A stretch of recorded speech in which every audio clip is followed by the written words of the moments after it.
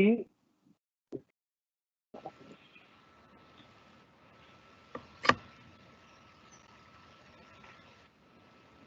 Start please sir. अच्छा कर देता हूँ मैं। आपने रिकॉर्डिंग चालू कर ली? Yes sir. Student, good morning, and I am starting with the subject. पहले हमने अमेलगामेशन स्टार्ट किया था लास्ट क्लास में, और अमेलगामेशन ही हम कर रहे थे। सबसे पहले तो मैं आपको एक चीज बोल देता हूँ कि 3 तारीख की क्लास, जो हमारी 3 मई की क्लास थी, वो इसलिए नहीं हो पाई थी क्योंकि हमारे घर में सभी बीमार थे घर में, तो वो इन्फॉर्मेशन आप तक नहीं पहुंची होगी, क्योंकि आज अभी भी हमारे घर का माहौल ठीक नहीं है, थोड़ा गड़बड़ है। तो वो रहा। अब मेरे को जो आपको स्टार्ट कराना है, क्योंकि हमारे पास टाइम अब हार्डली कितनी क्लासेस हैं, 1 2 4 5 6 क्लास हमारे पास है। तो 6-7 क्लास में जितना भी हो सके हम अपना कोशिश करेंगे कि मैक्सिमम कवर कर लें। मैंने आपको अमेलगामेशन कराया था। अमेलगामेशन में मैंने आपको बताया था कि अमेलगामेशन 2 तरीके से होता है। एक amalgamation in the nature of purchase, एक amalgamation in the nature of merger. अब इन दोनों में फर्क क्या होता है ये आपको पता होना चाहिए, क्योंकि जो हम बुक्स बनाते हैं वो बुक्स इसी पे ही डिपेंड करती हैं कि वो amalgamation in the nature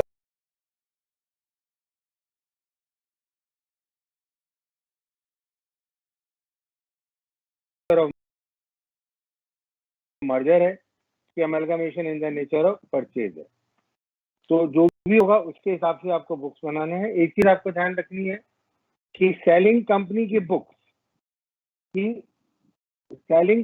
books में कोई फर्क नहीं होता, चाहे वो amalgamation in the nature of purchase हो, चाहे वो amalgamation in the nature of merger हो।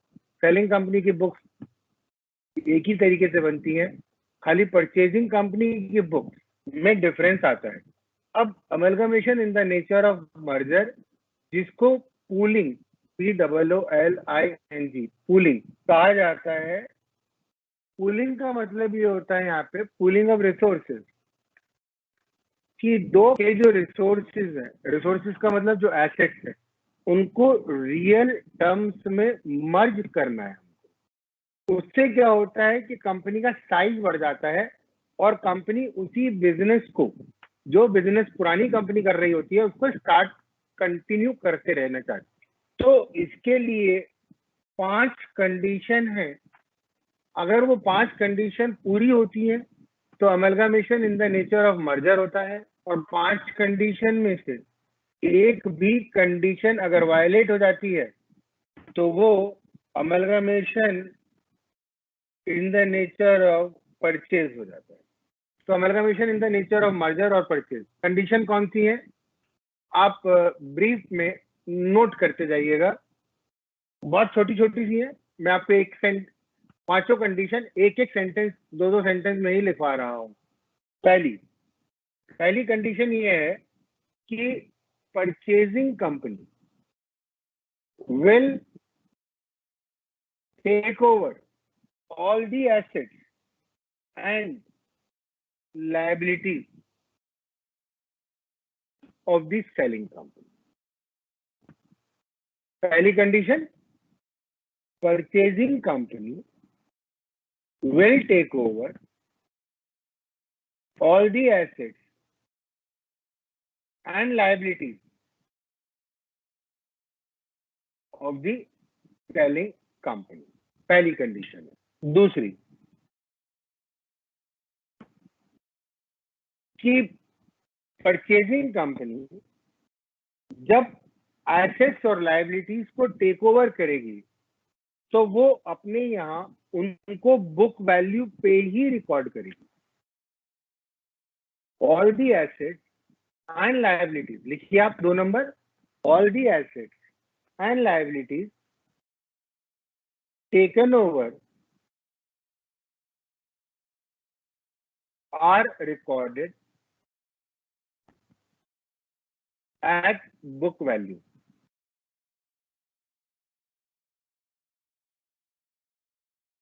दोबारा रिपीट कर रहा हूं, all the assets and liabilities taken over are recorded by purchasing company at their book value. अब इसका मतलब हो गया no change will be made, no change will be made in the value of asset and liabilities of the selling company. सिर्फ एक जगह permission होती है कि परचेजिंग कंपनी डेप्रिसिएशन का एक मेथड फॉलो कर रही है, सेलिंग कंपनी दूसरा मेथड फॉलो कर रही है, तो परचेजिंग कंपनी सेलिंग कंपनी की एसेट्स को अपने वाले मेथड से रिवाइज करके ला सकती है, बस इतना ही अलाउड होता है। Number 3,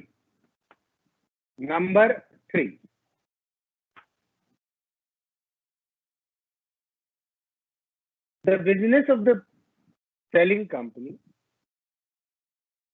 the business of the selling company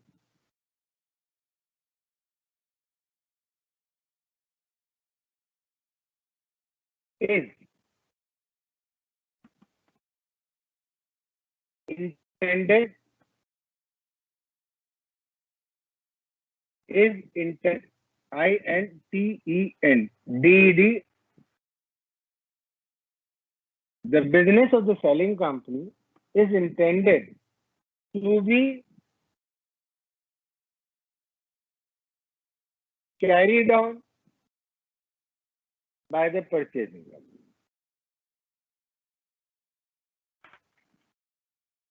Meaning, purchasing company will continue the business of the selling company. ये 3 कंडीशन हो गई। 4th,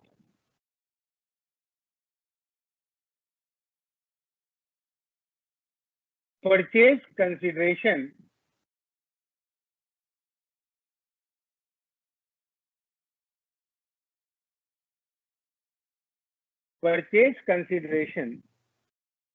is paid. Purchase consideration is paid only, and it says only. Purchase consideration is paid only in the form of equity share.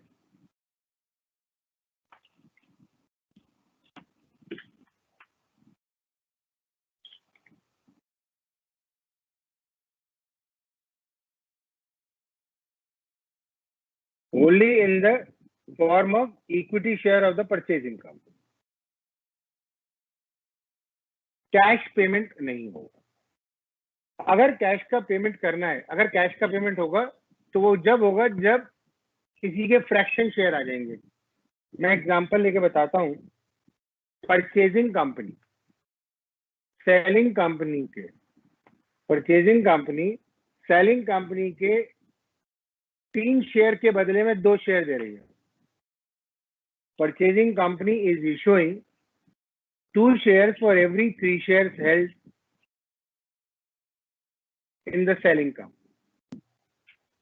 Now, Mr. A एक share holder है, उसके पास 100 share. अब 2 for 3, 3 के बदले में 2 share, तो कितने हो गए? 66.67। 100 शेयर के बदले में जो शेयर दिए जाएंगे वो दिए जाएंगे 66.67। अब आप देखिए 66.67, अब 0.67 शेयर तो दिए नहीं जा सकते, तो उसके बदले में परचेजिंग कंपनी सेलिंग कंपनी को शेयर होल्डर के लिए 0.67 के हिसाब से इक्विवेलेंट कैश पेमेंट कर देगी। तो मेन ऐसा कोई ऐसे एक आध क्वेश्चन है किताब में, ज्यादा है नहीं, तो मेनली आपको ध्यान रखना है कि payment is made in the form of equity share only. And एक कंडीशन है, वो खाली बहुत वो नहीं है कि कम से कम, ये अगला कंडीशन है, मैं पहले समझा देता हूँ फिर लिखवा दूंगा। कम से कम 90% शेयर कैपिटल के शेयर होल्डर नई कंपनी के शेयर होल्डर बन जाए, मतलब रिफ्यूज ना करें। तो इसका कंडीशन है शेयर होल्डर, लिखिए आप, share holder holding at least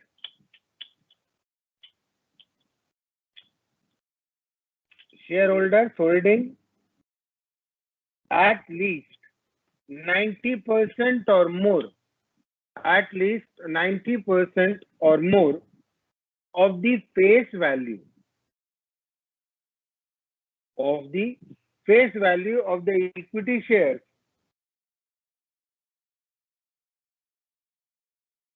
of the selling company become shareholder in the purchasing company, become shareholder in the purchasing company। ये 5 कंडीशन है, 5 में से अगर एक भी वायलेट हो जाती है तो वो परचेज बन जाता है। अब आपको मेन चीज, जब आप प्रैक्टिकल क्वेश्चन करेंगे तो आपको कैसे पता लगेगा, अगर क्वेश्चन में एसेट और लायबिलिटीज, एसेट या लायबिलिटीज का वैल्यू बदल दिया है, एसेट और लायबिलिटीज की वैल्यू अगर बदल गई है तो वो क्या हो जाएगा, एसेट और लायबिलिटीज की वैल्यू बदल जाएगी तो आपको पता लग जाएगा ये परचेज का है। या पेमेंट कैश में कर दी तो आपको पता लग जाएगा कि ये परचेज है। जैसे आपकी स्क्रीन पे चल रहा है ये क्वेश्चन, स्क्रीन पे जो क्वेश्चन चल रहा है इसमें क्या लिखा हुआ है, the consideration for absorption is as follows, payment of ₹15 per equity share in cash, लिखा हुआ है यहाँ पे।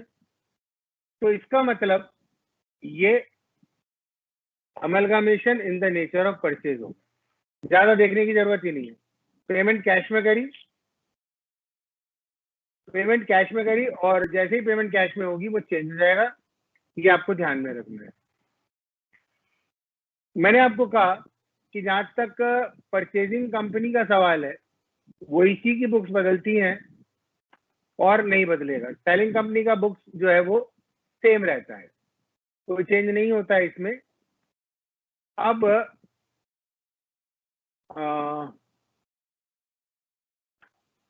मैं आगे बढ़ता हूँ स्क्रीन पे और एक क्वेश्चन मैं लेता हूँ, एक मिनट।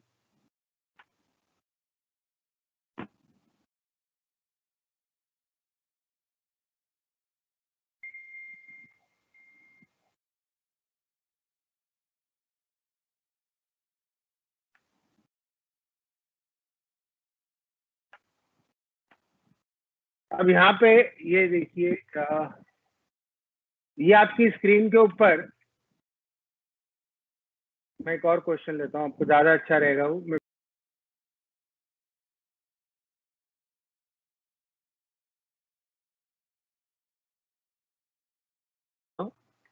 आपको पता लगेगा स्क्रीन पे कि कैसे हमको करना है।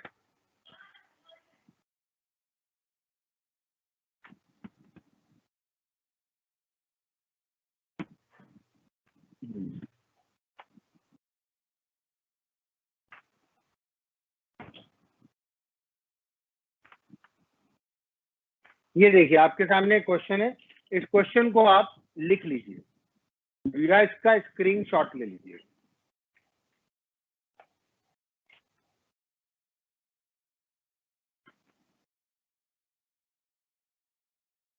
वैसे तो ऊपर क्वेश्चन में लिखा हुआ ही है, amalgamation in the nature of merger.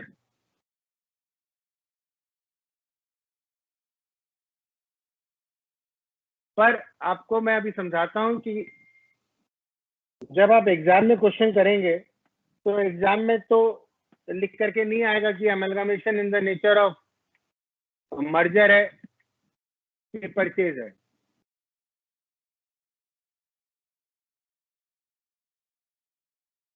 आप लिखिए क्वेश्चन को, इक्विटी शेयर कैपिटल 9 लाख रुपए, प्रेफरेंस शेयर कैपिटल आपको 2,50,000 की दे रखी है, जनरल रिजर्व 1,50,000 रुपए का है, then we have 13% debenture to the tune of 4 lakh, trade payable माने क्रेडिटर आर 2 लाख,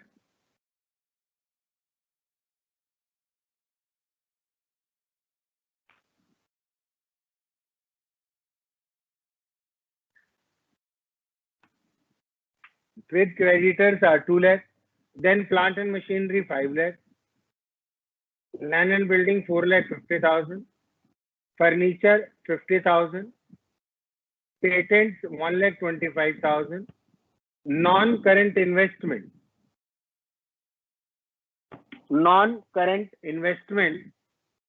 50,000.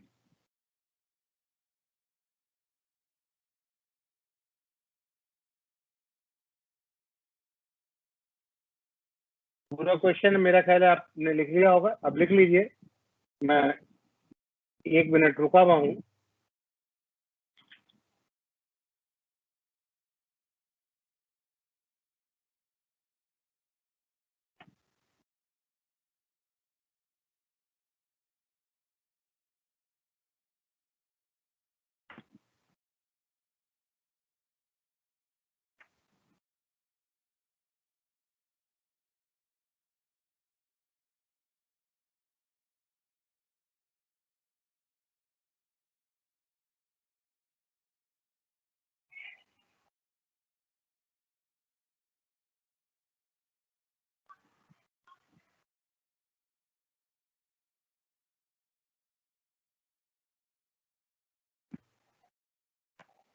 क्वेश्चन लिख लिया आपने?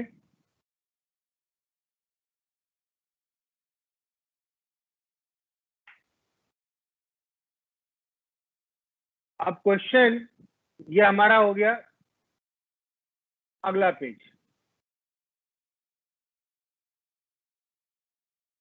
अगले पेज पे करंट एसेट्स दे रखे हैं, stock, trade receivable, cash and cash equivalent.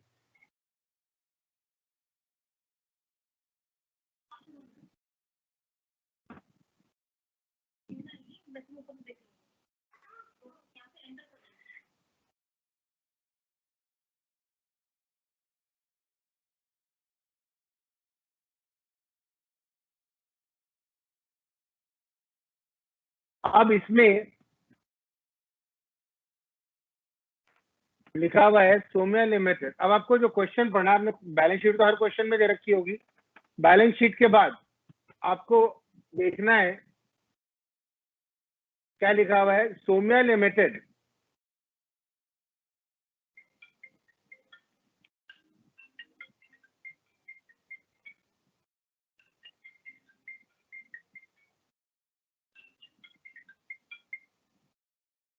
Somya Limited to take over Dev Limited on 1st June.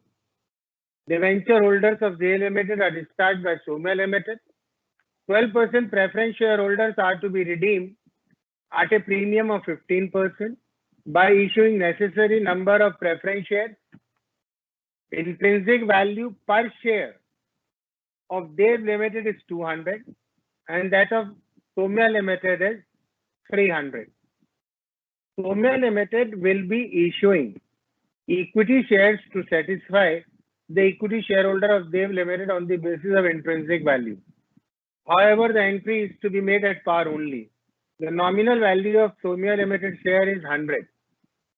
अब आपने यहाँ पे क्वेश्चन में देखा शेयर होल्डर की पेमेंट शेयर से करी जा रही है, कैश पेमेंट नहीं है और एसेट्स की वैल्यू भी चेंज नहीं हुई, एसेट की वैल्यू भी चेंज नहीं हुई है। तो इसकी वजह से क्या माना जाएगा ये, that this is amalgamation in the nature of merger. कोई कैश पेमेंट नहीं है और एसेट और लायबिलिटीज की वैल्यू चेंज नहीं हुई है। अब एक चीज आप देखिएगा यहाँ पे, इसका स्क्रीनशॉट आपने ले लिया, वो आप ध्यान रखिएगा। अब हमको सबसे पहला काम क्या करना है, परचेज कंसीडरेशन निकालना है। सबसे पहले परचेज कंसीडरेशन हम निकालेंगे।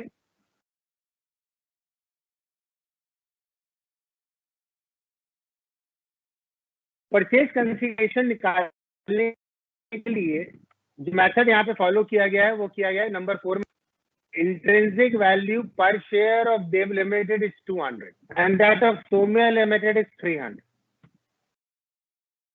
सेलिंग कंपनी के शेयर की वैल्यू 200 रुपए है और परचेजिंग कंपनी के शेयर की वैल्यू 300 रुपए है।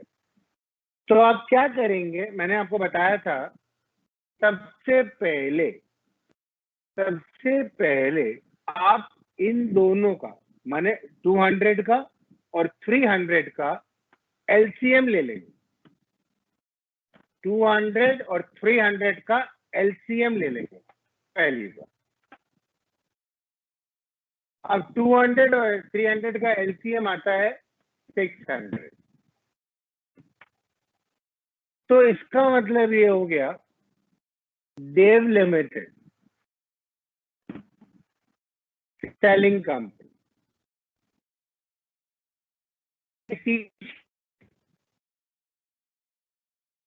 और परचेजिंग कंपनी 2 शेयर बराबर हो गए।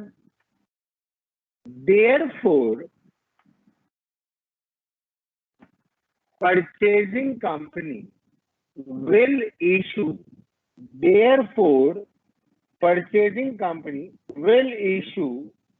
2 shares. Purchasing company will issue 2 shares for every 3 shares in the selling company. Purchasing company selling company के 3 शेयर के बदले में 2 शेयर देगी। ये बात आपको क्लियर हो। अब हम वापस पिछले पेज पे चलते हैं। देव लिमिटेड जिसकी बैलेंस शीट हमको दी हुई है, इसका नंबर ऑफ शेयर कितना है, तो आपने देखा शेयर कैपिटल लिखी हुई है 9 लाख रुपए। शेयर कैपिटल है 9 लाख रुपए। शेयर की फेस वैल्यू है 100 रुपए। तो नंबर ऑफ शेयर इज 9000। तो नंबर ऑफ शेयर इज 9000।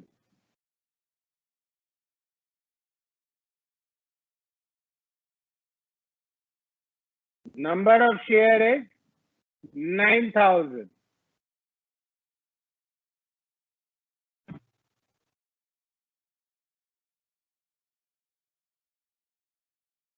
अब 9000 शेयर, सेलिंग कंपनी का नंबर ऑफ शेयर है 9000।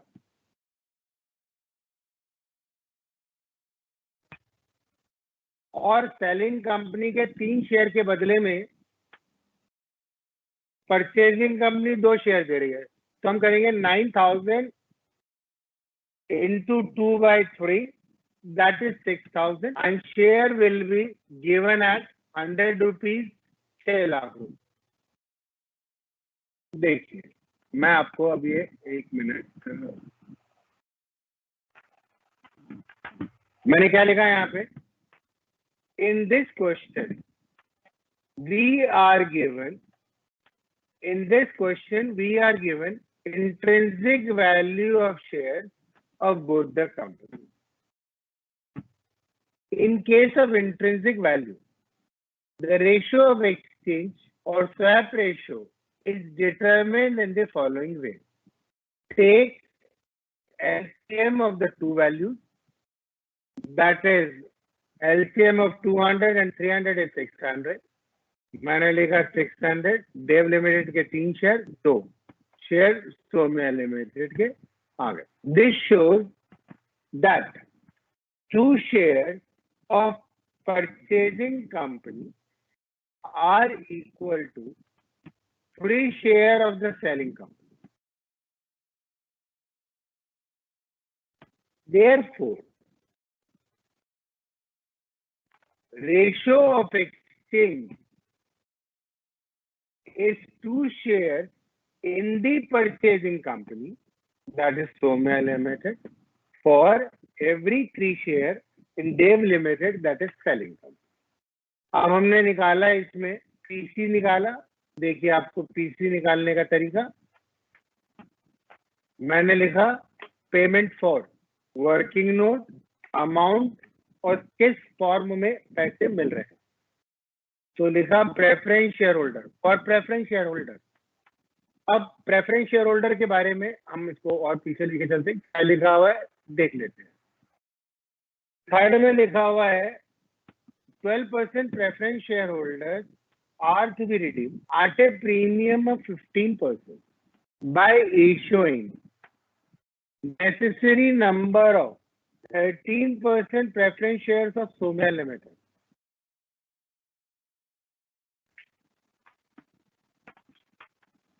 अब आपने देखा देव लिमिटेड माने सेलिंग कंपनी के प्रेफरेंस शेयर है 2,50,000 रुपए. नॉट 2,50,000 के प्रेफरेंस शेयर है and they will be redeem at 15% premium. तो आप क्या करेंगे 2,50,000 का 15% प्रीमियम निकाल लेंगे. तो 2,50,000 का 15% कितना हो गया 2,50,000. आपके पास कैलकुलेटर है. 2,50,000 into 15/100 is equal to 37,500. Premium कितना हो गया 37,500. तो प्रेफरेंस शेयर होल्डर की payment will be 2,50,000 2,50,000 plus 37,500 that is 2,87,500. ये आप पीसी निकाला हमने. देखिए प्रेफरेंस शेयर होल्डर्स के लिए 2,50,000 प्लस 37,500 2,87,500 आ गया. एंड किस फॉर्म में दे रही है company 13% preference share in purchasing company. अब इक्विटी शेयर होल्डर्स के लिए 9,000 शेयर के बदले में 2/3 के हिसाब से 6,000 शेयर देंगे.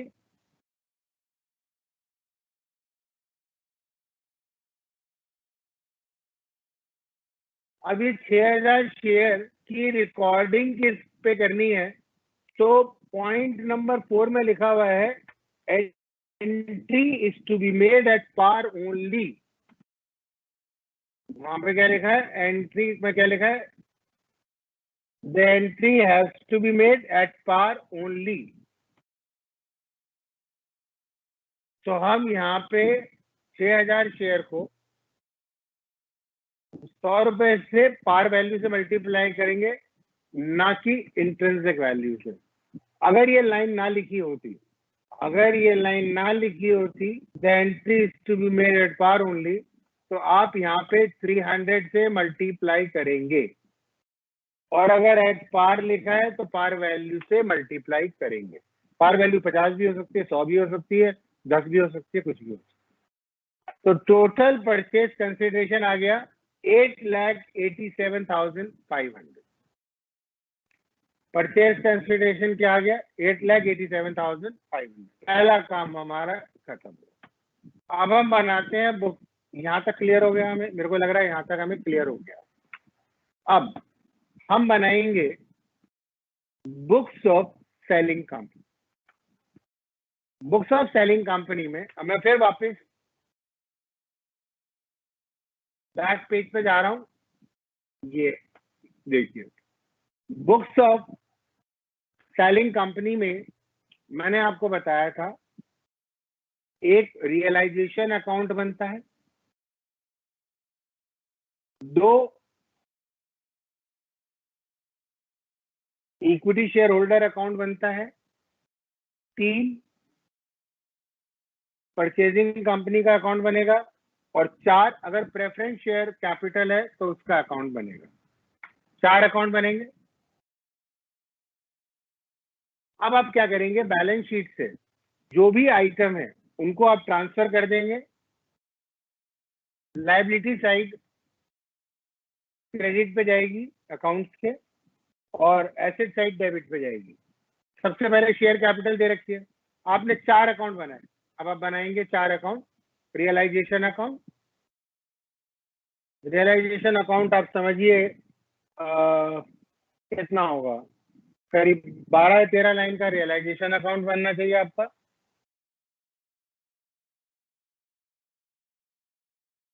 12 या 13, 12 13 लाइन का रियलाइजेशन अकाउंट।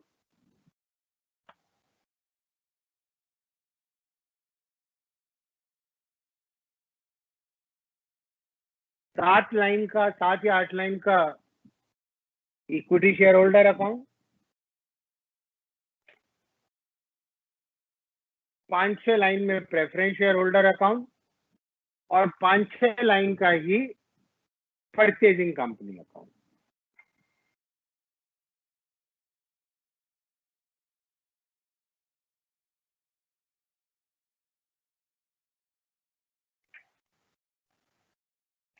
तो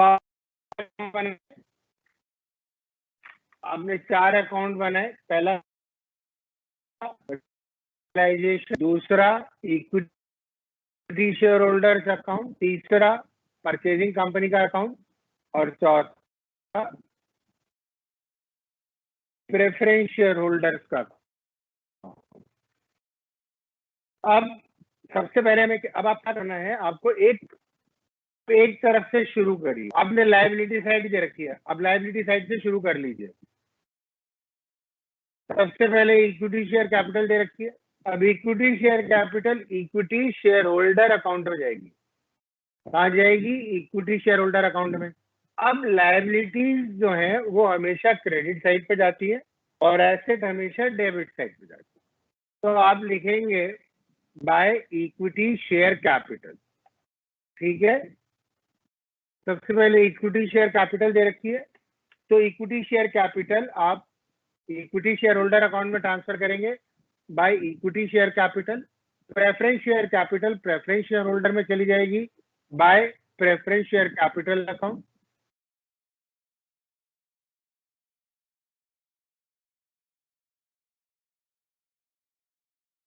general reserve equity share holder account में जाएगा, तो आप लिखेंगे bye general reserve.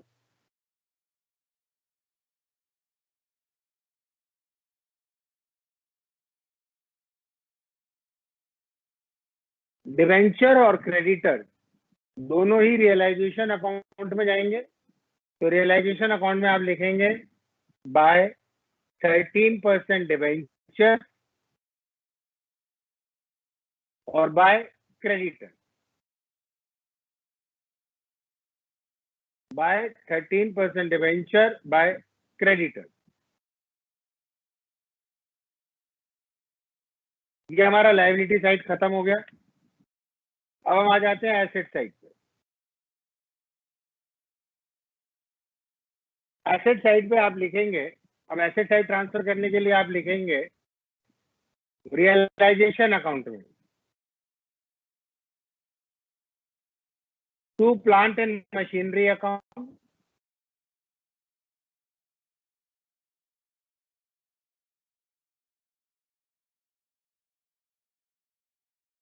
To plan and building account, to furniture account, to patent account, to investment account. पांचों आइटम आपने ट्रांसफर कर दिए। to plant and machinery 5 lakh, to land and building 4,50,000, to furniture 50,000, to patent 1,25,000, to investment 50,000. अगला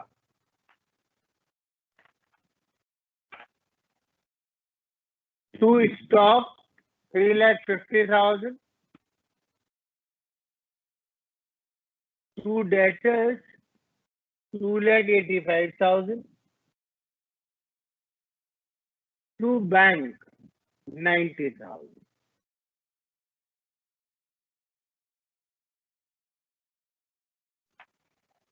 तो आपने क्या किया, आपने पूरी की पूरी बैलेंस शीट को कॉपी डाउन कर दिया है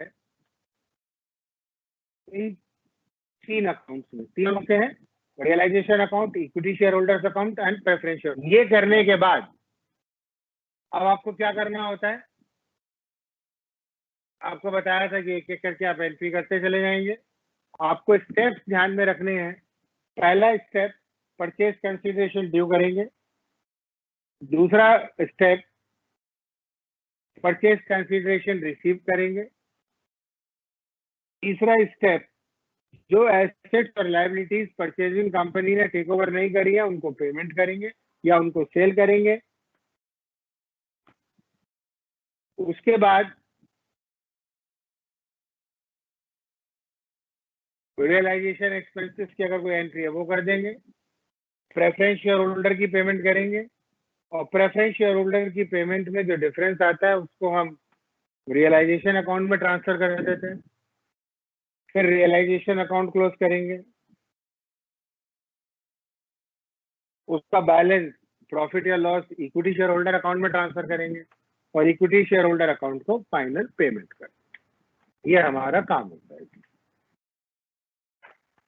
अब आगे बढ़ते हैं। तो ये समझ में आ गया परचेज कंसिडरेशन कैसे निकाला हमने। 8,87,500 का परचेज कंसिडरेशन आ गया। अब आगे बढ़े।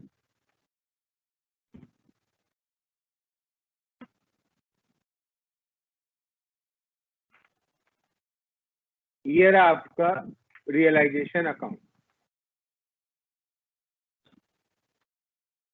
ये देखिए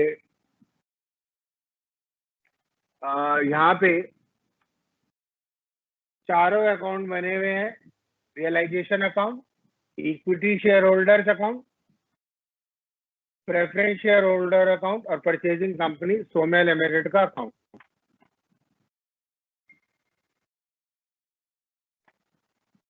रियलाइजेशन अकाउंट में हमने लिखा हुआ है to plant and machinery, to land and building, to furniture, to patent, to investment, to stock, debtor, bank. ये बैलेंस शीट से कॉपी करा।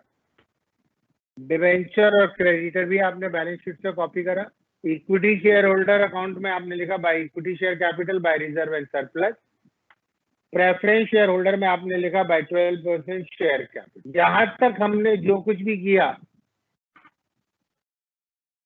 वो बैलेंस शीट।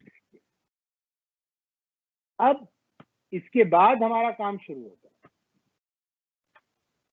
ये वाला स्टेप बिल्कुल ऐसे ही है जैसे क्लास 12th में आपने किया या आपने फाइनेंशियल अकाउंटिंग करते वक्त जब पार्टनरशिप में बनाए होंगे अकाउंट, तो वहां पे इक्विटी शेयर होल्डर या शेयर होल्डर की जगह पार्टनर्स कैपिटल अकाउंट होते थे। यहाँ पे नहीं है, लेकिन ओनर तो यहाँ पे शेयर होल्डर है तो ओनर का अमाउंट ओनर में ट्रांसफर कर दिया, बाकी आपने रियलाइजेशन अकाउंट में ट्रांसफर कर दिया। अब मैंने आपको लिखवाया था पहली journal entry purchase consideration due.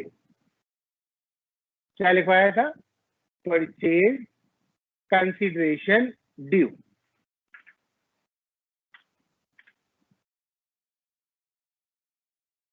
Purchase consideration due. Purchase consideration due का मतलब ये है कि सेलिंग कंपनी से पैसे लेने। हमारी कंपनी ने सेलिंग कंपनी को एसेट और लायबिलिटीज दे दी, तो परचेजिंग कंपनी रिसीवर हो गई और रिसीवर को हमेशा डेबिट करते हैं। तो हमारी एंट्री हो गई purchasing company account debit to realisation account, और इसका अमाउंट होगा परचेज कंसिडरेशन। देखिए मैं कर्सर लेकर के जा रहा हूं, मैंने लिखा है यहाँ पे by Saumya limited, realisation account में मैंने लिखा by Saumya limited purchase consideration 8,87,500, और यहाँ देखिए यहाँ लिखा परचेजिंग कंपनी में टू रियलाइजेशन अकाउंट 8,87,500। अगला पीसी को रिसीव करना। अब जब हम पीसी को रिसीव करेंगे तो आपने अकाउंट बना लिए, आपने लिखा परचेजिंग कंपनी जो कि गिवर हो गई, अब तो क्रेडिट करेंगे उसको। क्या दिया उसने? प्रेफरेंस शेयर दिए और इक्विटी शेयर दिए। अब ये हमारे पास आया debit what comes in, debit what comes इन, ये हमारे पास आएगा, तो इसकी एंट्री हम करेंगे। क्या आया? 13% preference shares in Saumya limited, equity shares in Saumya limited, debit what comes in दोनों को डेबिट कर दिया, और सोम्या लिमिटेड ने दिया वो क्रेडिट कर दिया। तो आपने लिखा सोम्या लिमिटेड में by 13% preference share in Saumya limited by equity share in Saumya limited. ये दोनों अकाउंट मैंने बनाए नहीं है, लेकिन अगर आप चाहो तो ये दोनों अकाउंट बना सकते हो। तो प्रेफरेंस शेयर्स में आप लिखोगे टू सोम्या लिमिटेड, ये भी 4 या 5 लाइन का अकाउंट बनेगा, preference share in Saumya limited, और 5 लाइन का ही अकाउंट बनेगा equity share in Saumya limited. दोनों में हमने लिख दिया टू सोम्या लिमिटेड लिख करके छोड़ दिया। अगला पॉइंट, तो पहली एंट्री करी हमने, जो मैंने आपको जर्नल एंट्री लिखवाई थी, पहली एंट्री करी परचेज कंसिडरेशन ड्यू, दूसरा रिसीव करने की, तीसरा मैंने कहा था अगर कोई एसेट टेक ओवर ना करी हो तो उसको सेल कर दो, और कोई लायबिलिटी 4 नंबर कोई लायबिलिटी ना हो तो उसको भी पे कर दो। यहाँ पे कोई ऐसी एसेट या लायबिलिटी नहीं है, तो ये खत्म हो गया। उसके बाद आपको नेक्स्ट काम क्या करना है?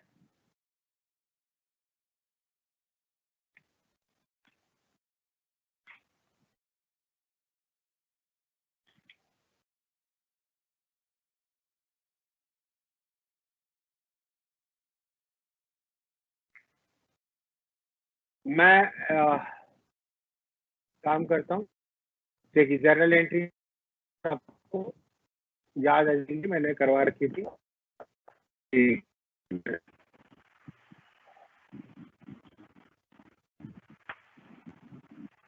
ये देखिए, ये एंट्री मैंने लिखवाई थी सेलिंग कंपनी की बुक्स में, आपकी स्क्रीन के ऊपर आ गई। पहला एसेट ये देखिए 5 एंट्री, और 6 एंट्री में पीसी ड्यू, 6 एंट्री में 6 नंबर पे PC due, purchasing company to realisation account.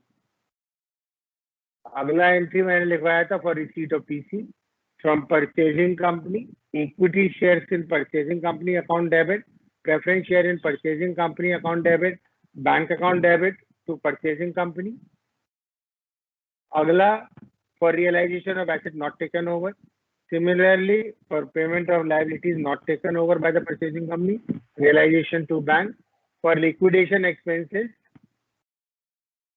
when they are borne, पर इस केस में क्या है कि liquidation expenses are paid by the purchasing company directly. जब purchasing company directly पे करेगी तो हम उसकी कोई एंट्री नहीं करेंगे, तो ये एंट्री हम नहीं कर रहे हैं यहाँ पे। अगला प्रेफरेंस शेयर होल्डर्स की payment, preference share holder account debit to equity shares in P company to preference share to bank, for any difference in preference share holder shall be transfer to realisation account, और उसके बाद realisation account को close करेंगे और share holder की payment करेंगे। मेरा ख्याल है आपको याद आ गया होगा जर्नल एंट्री काफी हद तक। तो इसी को ही अब हम आगे बढ़ाओ।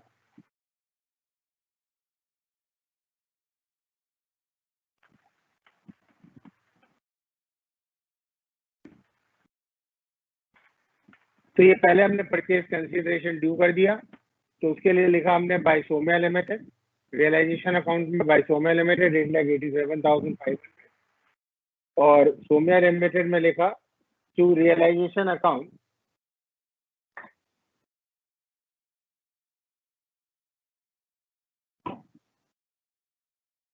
$8,87,500।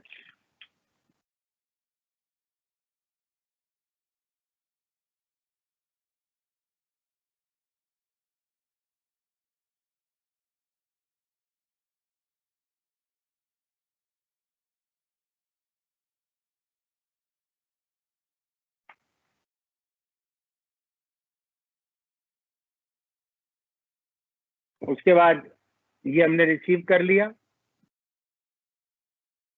परचेज कंसीडरेशन रिसीव करा, preference share in Saumya limited account debit, equity share in Saumya limited account debit. तो हमने अगर जर्नल एंट्री ना भी आए तो रिसीव करने का, सोम्या लिमिटेड को आपने क्रेडिट कर दिया, फिर रियलाइजेशन अकाउंट को क्लोज कर दिया। अब रियलाइजेशन अकाउंट को क्लोज करने से पहले आपको प्रेफरेंस शेयर होल्डर की पेमेंट करना जरूरी होता है। रियलाइजेशन अकाउंट क्लोज करने से पहले हमें preference share holder account close करना जरूरी होता है। तो आपने प्रेफरेंस शेयर होल्डर में लिखा हुआ है बाय 12% प्रेफरेंस शेयर कैपिटल। अब प्रेफरेंस शेयर होल्डर्स के लिए क्या मिला था? 2,87,500 के प्रेफरेंस शेयर, वो आपकी कंपनी ने, वो लिक्विडेटर ने इन्हें दे दिए, तो प्रेफरेंस शेयर होल्डर रिसीवर हो गए। तो आपने एंट्री करी preference share holders account debit, क्या लिखा? Preference share holders account debit to 13% preference shares and Saumya limited, वो आपने एंट्री कर दी।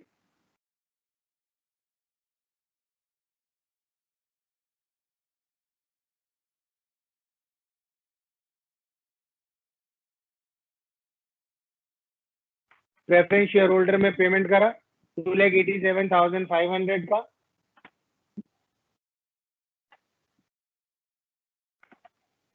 ये देखिए 2,87,500 का पेमेंट कर दिया। अब दोनों साइड का डिफरेंस आ गया 37,500। अब ये 37,500 will be transfer to realisation account. अगर डेबिट में आए तो टू रियलाइजेशन, क्रेडिट साइड कम हो तो बाय रियलाइजेशन। तो ये आपने रियलाइजेशन में ट्रांसफर कर दिया।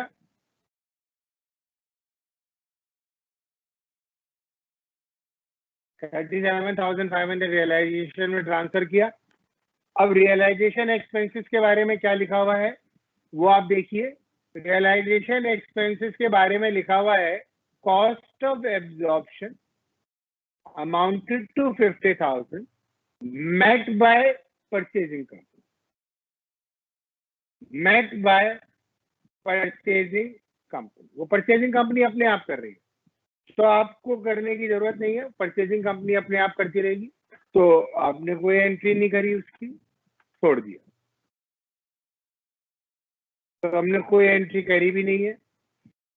अब रियलाइजेशन अकाउंट क्लोज करा, दोनों साइड का टोटल देखा, तो क्रेडिट साइड इज लेस,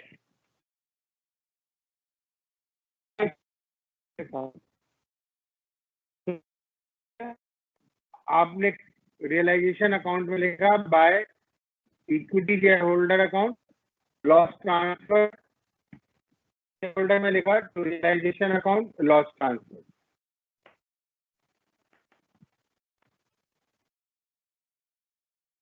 अब इनकी पेमेंट करनी है, तो आपने इनके लिए इक्विटी शेयर मिले थे 6 लाख रुपए के, तो आपने लिखा to equity share in Saumya limited 6 lakh, और जैसे आपने टोटल करा इक्विटी शेयर होल्डर अकाउंट का टोटल बराबर आ गया।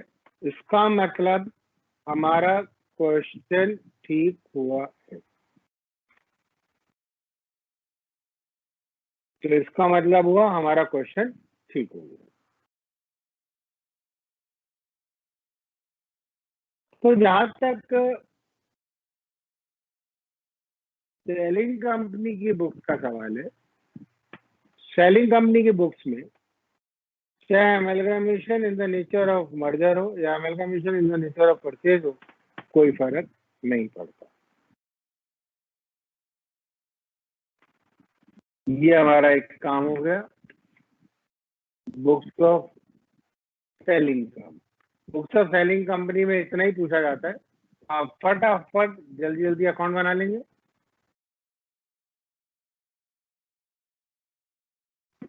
मेरा ख्याल है आपको समझ में आ गया होगा, और ये आपको अगर कॉपी करना है तो आप कॉपी कर लीजिए आंसर, या स्क्रीनशॉट लेकर के रख लीजिए, आपको आइडिया हो जाएगा। बाद में अगर आप चाहेंगे तो आप इससे रेफर कर सकते हैं और बना सकते हैं इसको।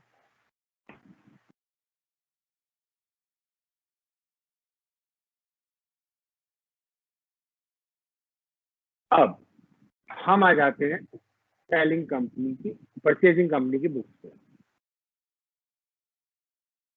परचेजिंग कंपनी की बुक्स में पहली एंट्री लिखिए, books of Saumya limited.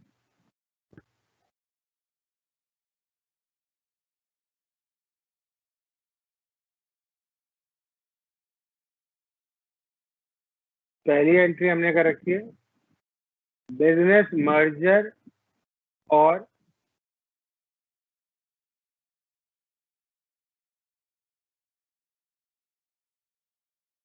Business purchase account 8,87,500। फिर आपने सारे एसेट्स को रिकॉर्ड कर दिया, फिर आपने सारे एसेट्स को रिकॉर्डिंग कर दी।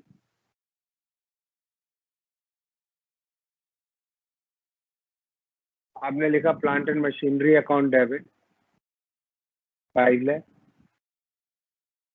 Land and building account debit 4,50,000, furniture account debit 50,000, patents account debit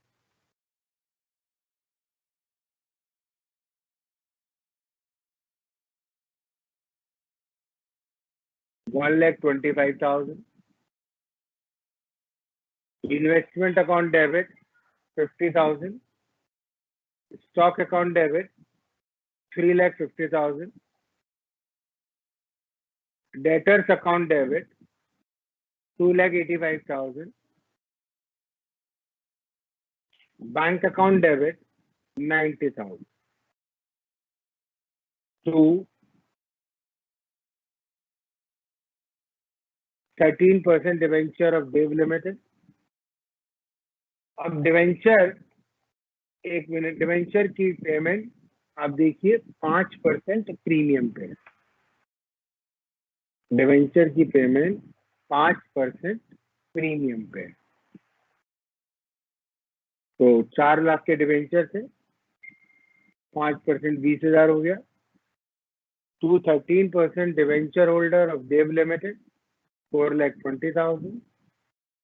to creditor 2 lakh. अब यहाँ पे ये एंट्री में फर्क आता है। To general reserve, amalgamation in the nature of merger. अब यहाँ पे आप रुक जाइए 1 मिनट को, लिखना बाद में, आप समझ लो। Amalgamation in the nature of merger और amalgamation in the nature of purchase. Merger और परचेज में जो डिफरेंस होता है वो सिर्फ परचेजिंग कंपनी की बुक्स में होता है, और वो डिफरेंस भी सिर्फ 2 एंट्रीज में होता है। वो डिफरेंस भी सिर्फ 2 एंट्रीज में होता है। कौन सी? वो 2 एंट्री कौन सी है? एक एंट्री नंबर 2 और एक स्टैट्यूटरी रिजर्व्स को मेंटेन करने वाली है। हमने पढ़ा था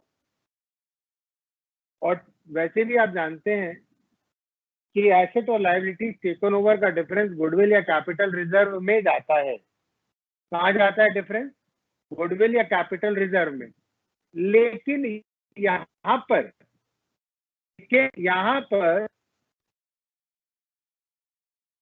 जो है वो जनरल रिजर्व और कैपिटल लॉस और मर्जर, अगर लॉस हो जाए माने डेबिट साइड पे डिफरेंस आ जाए तो उसको लिखेंगे कैपिटल लॉस ऑन मर्जर, और अगर क्रेडिट साइड पे आ जाए तो जनरल रिजर्व या कैपिटल। जनरल रिजर्व से हम लोग इसको करते हैं, ये आपको ध्यान रखना है। तो यहाँ पर और एक और चीज, जितने भी रिजर्व सेलिंग कंपनी में होते हैं वो एज इट इज यहाँ पे रिपीट होते हैं। जैसे सेलिंग कंपनी की बुक्स में जनरल रिजर्व कितना था? 1,50,000 रुपए, तो वो 1,50,000 रुपए यहाँ पे मेंटेन हो गया। अगर कैपिटल रिजर्व होता, जनरल रिजर्व होता या और कोई रिजर्व होता, वो रिजर्व एज इट इज आप यहाँ पर कॉपी डाउन कर दोगे। ये आपको ध्यान में रखना है, ध्यान रहेगा आपको। मैं फिर से रिपीट कर रहा हूं, बुक्स ऑफ सोम्या लिमिटेड में देखिए आप,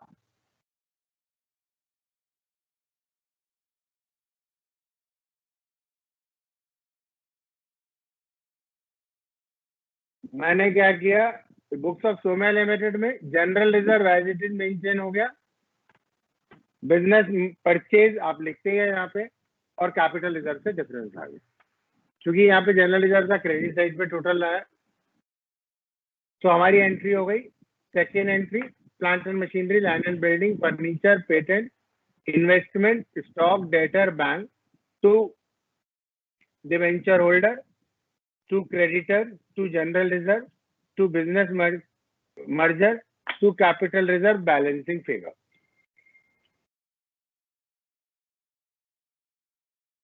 बस यही मेन डिफरेंस है।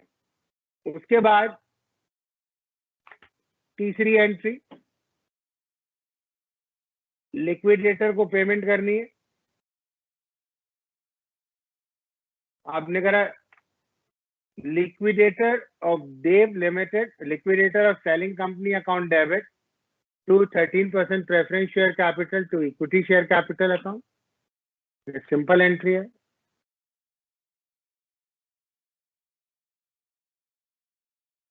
ये आपके सारे के सारे एंट्री आ गए, आप देखते जाइए।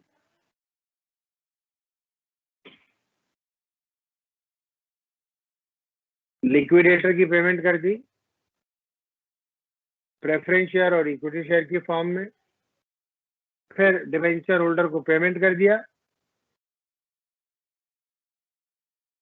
तो आपने लिखा 13% debenture holder of Dev limited to 14% debenture account. फिर cost of absorption to bank, liquidation expenses are paid by Saumya limited. फिर आपने करा capital reserve account debit to cost of absorption. 5 और 6 number entry cost of absorption की है। पहले cost of absorption पे करी, और कॉस्ट ऑफ एब्जॉर्प्शन पे करके आपने इसको कैपिटल रिजर्व से राइट ऑफ कर दिया।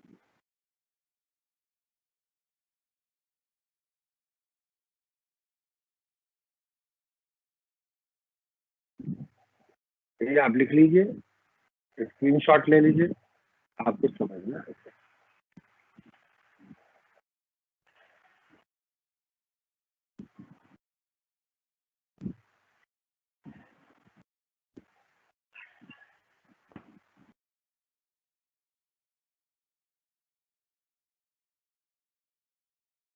मेरा ख्याल है क्लियर हो गया होगा आपको, ये सारी चीज आपको समझ में आ गई होगी। अब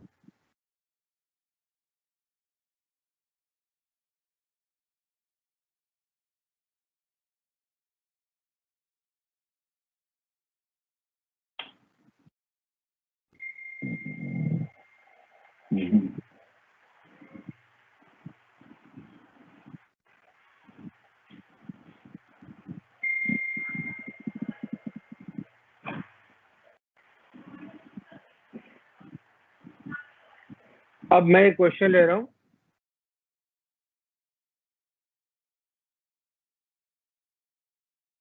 अगला क्वेश्चन आप लिखते जाइएगा।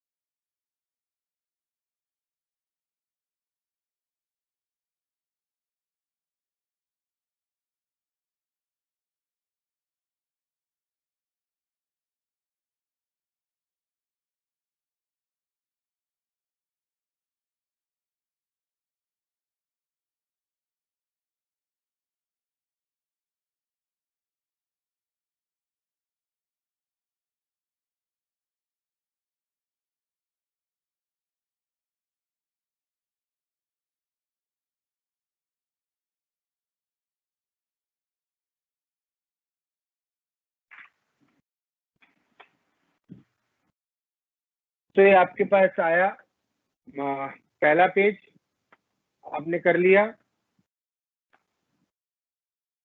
पहला पेज आपने कर लिया। अगला पेज लिखिए आप क्वेश्चन का। ये लायबिलिटी साइड हो गई, ये एसेट साइड,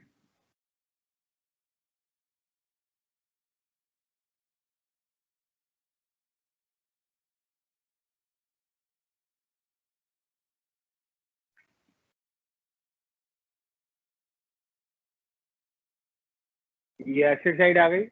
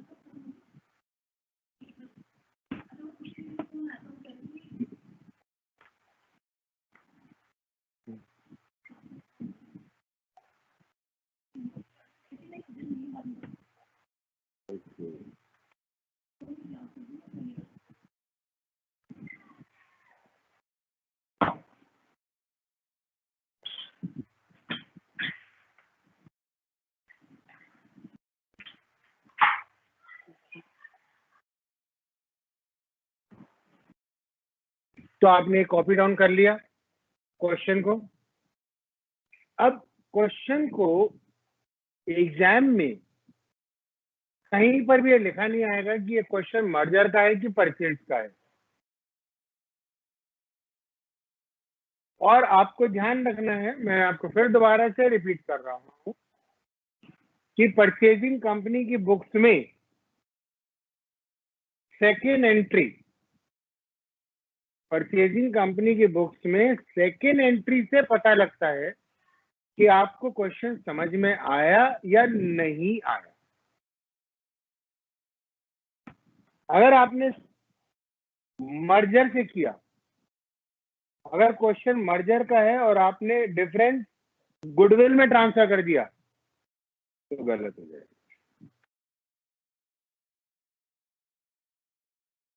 तो ये आपको ध्यान में रखना है।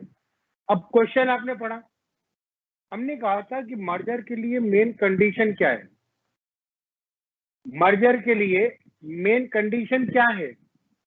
मर्जर के लिए मेन कंडीशन है कि कैश में पेमेंट नहीं होना चाहिए और पेमेंट, पहला कैश में पेमेंट नहीं होना चाहिए और दूसरा इक्विटी शेयर होल्डर का पेमेंट इक्विटी शेयर की फॉर्म में ही होना चाहिए।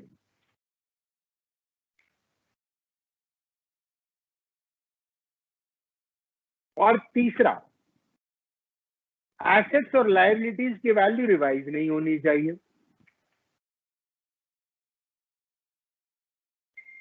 तीनों ही चीजें यहां पे नहीं है। तीनों ही चीजें नहीं है यहाँ पे। मतलब आप देखिए, सॉरी, तीनों चीजें यहाँ पे देखिए। अब क्या है, इक्विटी शेयर होल्डर की पेमेंट इक्विटी शेयर से कर रखी है, पहला पॉइंट क्लियर। दूसरा, एसेट और लायबिलिटीज की वैल्यू रिवाइज नहीं करी और कैश में भी पेमेंट नहीं है। तो इससे हमें पता लग गया कि ये क्वेश्चन मर्जर का है। अब मर्जर का क्वेश्चन होने के बाद आपको टेंशन में आने की जरूरत नहीं है। सिर्फ परचेजिंग कंपनी की बुक्स में ही फर्क पड़ेगा, सेलिंग में तो कोई फर्क पड़ेगा ही नहीं, पहली बात। और ध्यान रखिएगा 15 नंबर के क्वेश्चन में सेलिंग कंपनी की बुक्स 10 नंबर की होती है और परचेजिंग कंपनी की बुक्स 5 नंबर की होती है। सेलिंग कंपनी के बुक्स के मार्क्स होते हैं 10 और सेलिंग परचेजिंग के होते हैं 5। तो आपको ये ध्यान रखना है। अब आपको परचेज कंसीडरेशन निकालना है। परचेज कंसीडरेशन आप कैसे निकालेंगे? पहला लिखा हुआ है purchasing company P limited will issue. P limited कौन है? Purchasing company. पहले लिखा हुआ है P limited takes over S limited. तो P limited will issue 3,50,000 equity share of 10 each at par to the equity shareholder of S Limited, and P Limited will issue 11,000 10% preference share of 100 each at par to the preference shareholder of S Limited, and debenture will be converted into new debenture of the purchasing company. Debenture कभी भी purchasing company के नहीं आते, इसको ले लेंगे। Then next is you are informed that statutory reserves of the selling company are to be maintained for 2 more years. ये हमने करा। अब हम आगे आ जाते हैं। इसमें balance sheet of P limited मांगी है। एग्जाम में हम लोग balance sheet of P limited कभी नहीं मांगते। हम जब एग्जाम में क्वेश्चन देते हैं तो उसमें लिखते हैं सेलिंग कंपनी की बुक्स को क्लोज करिए बाय लेजर अकाउंट। बहुत ही रेयर केस में हम जर्नल एंट्री मांगते हैं, कभी नहीं मांगते, क्योंकि जर्नल एंट्री बनाने का मतलब आपको रियलाइजेशन अकाउंट तो बनाना ही पड़ेगा प्रॉफिट या लॉस के लिए। तो काम बढ़ जाता है, इसलिए हम नहीं करते। एज एग्जामिनर हम वो नहीं देते हैं। तो आपको सेलिंग कंपनी की बुक्स में अकाउंट और परचेजिंग कंपनी की बुक्स में जर्नल, ये हम मांगते हैं। बैलेंस शीट 2 चैप्टर में पूछते हैं, एक तो फाइनल अकाउंट में और दूसरा होल्डिंग कंपनी में। ये दोनों चैप्टर बिना बैलेंस शीट के हो नहीं सकते, तो ये आपको ध्यान में रखना है। अब परचेज कंसीडरेशन निकालना है। Purchase consideration, P company will issue 3,50,000 equity share of 10 each. 3,50,000 share 10 रुपए के कितने के हो गए? 35 लाख। 35 लाख के हो गए। 3,50,000 equity share of 10 each, 3,50,000 into 10, 35 lakh. Then P Limited will issue 11,000 preference share of 100 each, 11 lakh रुपए, 11 lakh. Total purchase consideration is 35 lakh plus 11 lakh is equal to 46 lakh. Is that okay?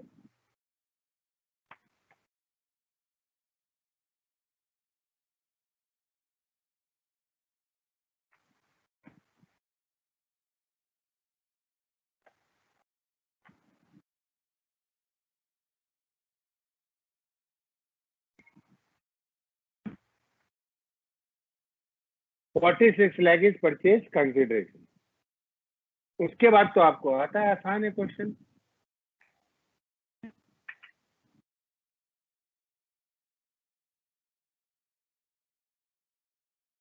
Equity share capital equity share holder में चली जाएगी, preference share holder capital preference share holder में चली जाएगी, general reserve, statutory reserve और surplus, ये तीनों चीज इक्विटी शेयर होल्डर अकाउंट में ट्रांसफर कर दोगे आप। Assets property plant and equipment, ये डेबिट साइड में रियलाइजेशन में चली जाएगी। करंट एसेट भी रियलाइजेशन की डेबिट में चला जाएगा। और लॉन्ग टर्म बोरोइंग डिवेंचर, ये रियलाइजेशन की क्रेडिट साइड में, और ट्रेड पेबल भी रियलाइजेशन की क्रेडिट साइड में।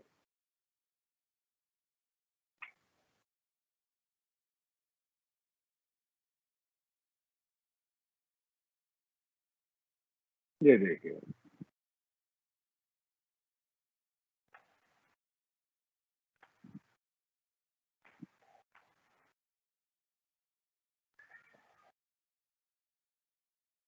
पहले हमने टेंजिबल एसेट और करंट एसेट यहाँ लिख दिए, ट्रेड पेबल और डिवेंचर यहाँ लिख दिए रियलाइजेशन अकाउंट में।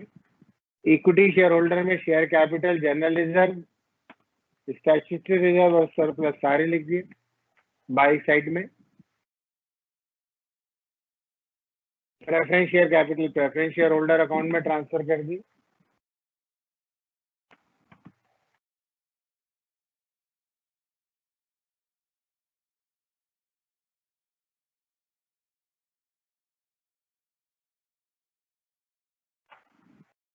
उसके बाद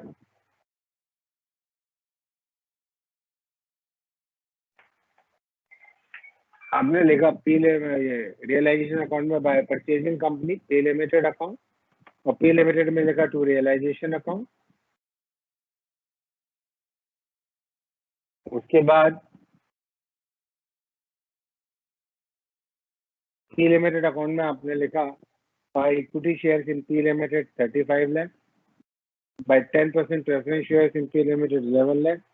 ये दो नंबर है, पहला परचेज कंसिडरेशन ड्यू, दूसरा रिसीविंग परचेज कंसिडरेशन।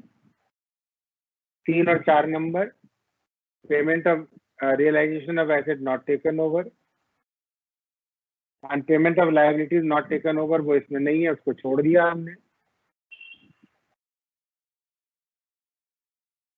फिर प्रेफरेंस शेयर होल्डर्स की पेमेंट कर दी। प्रेफरेंस शेयर होल्डर्स के लिए आपको मिले 11 लाख के प्रेफरेंस शेयर, वो आपने ये देखिए 11 लाख के प्रेफरेंस शेयर मिले यहाँ पे, वो हमने प्रेफरेंस शेयर होल्डर्स को दे दिए to preference share in P limited.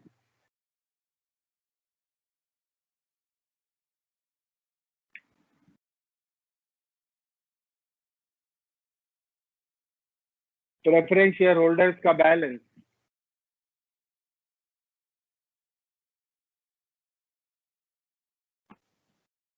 Realisation account में ट्रांसफर कर दिया।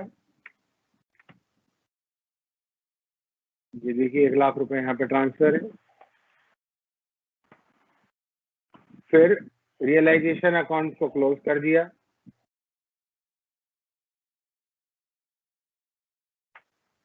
और रियलाइजेशन अकाउंट को क्लोज करने के बाद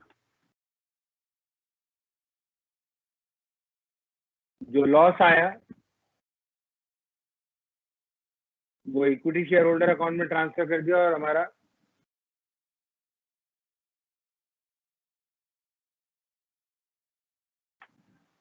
और फाइनली इक्विटी शेयर होल्डर को इक्विटी शेयर पे कर दिए।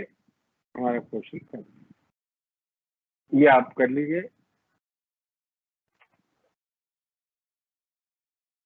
इस क्वेश्चन में एक्चुअली सेलिंग कंपनी की बुक्स मांगी नहीं थी, लेकिन अब हमें प्रैक्टिस करने के लिए तो दोनों चीज आनी चाहिए, तो मैंने बनाई थी।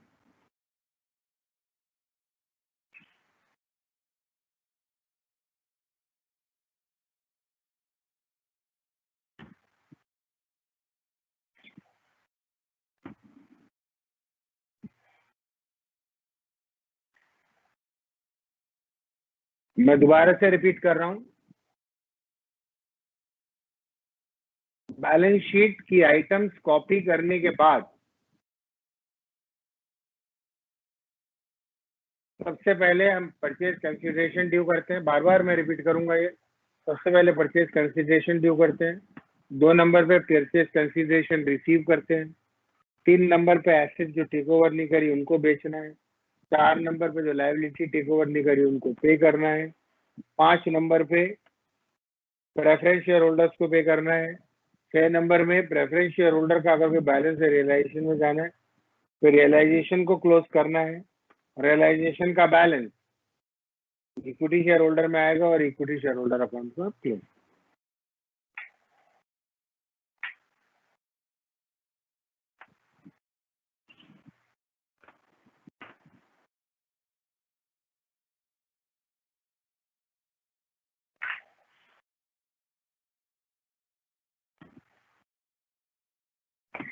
क्या होता है?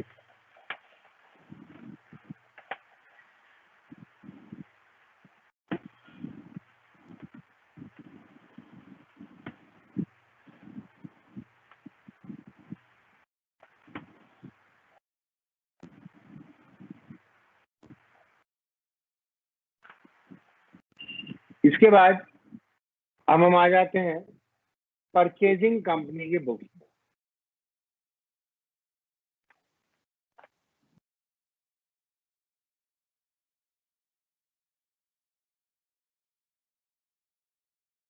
देखिए आपने परचेज कंसीडरेशन कैलकुलेट किया हुआ है यहाँ पे, तो पूरा आप पढ़ सकते हैं।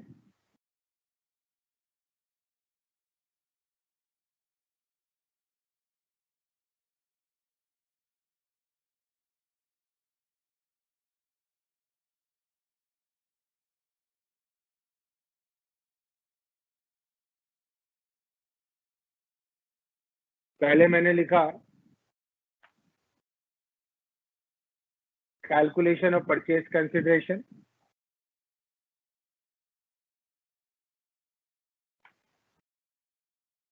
लिखा, आपको समझ में आ गया। इक्विटी शेयर होल्डर्स के लिए 35 लाख रुपए के equity share, preference share holders के लिए 11 लाख 46 लाख आई गया था। तो मैंने लिखा how do we know that it is a case of merger और purchase. Payment to the shareholder is given. Payment is made in shares only, no cash. Book values are not changed. Therefore, it is a case of merger. अब पहली entry आपने देखी, वो तो simple है, business merger account और business purchase account debit to liquidator of S company 46 lakh. अब हम हमारे लिए इंपॉर्टेंट है दूसरी एंट्री। ये दूसरी एंट्री में आपने क्या किया,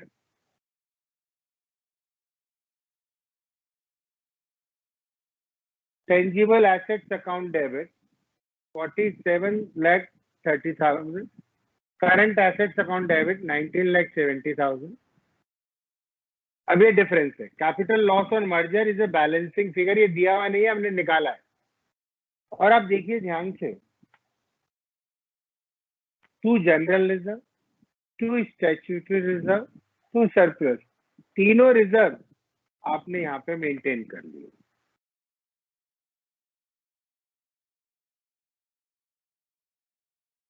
ये आपके लिए जरूरी होता है और इसी से ही एग्जामिनर को पता लगता है कि आपको क्वेश्चन समझ में आया कि नहीं आया।